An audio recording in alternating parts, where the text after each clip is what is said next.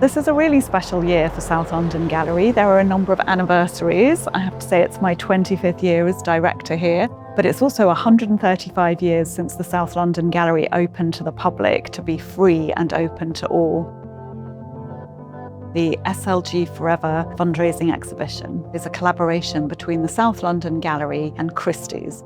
This exhibition could be really transformative for us in terms of being able to plan further ahead and also to make vital repairs to our beautiful Victorian building and to our wonderful gardens.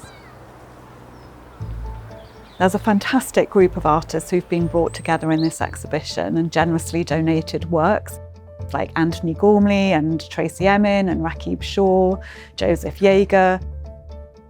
Alvaro Barrington is one of the most exciting painters of his generation, and we were really proud to host his first ever UK institutional show at South London Gallery.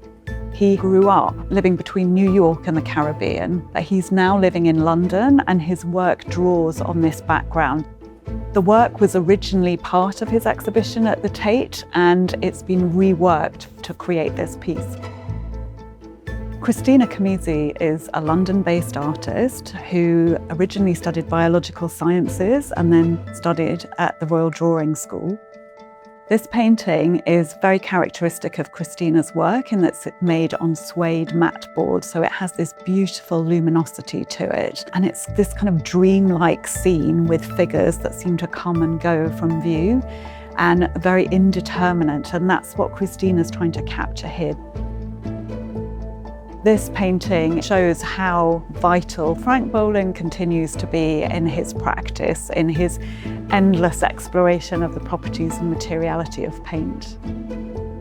It's so exciting seeing such a wonderful group of works come together, and we're so grateful to the artists who've so generously donated works. I think people are going to really love this show.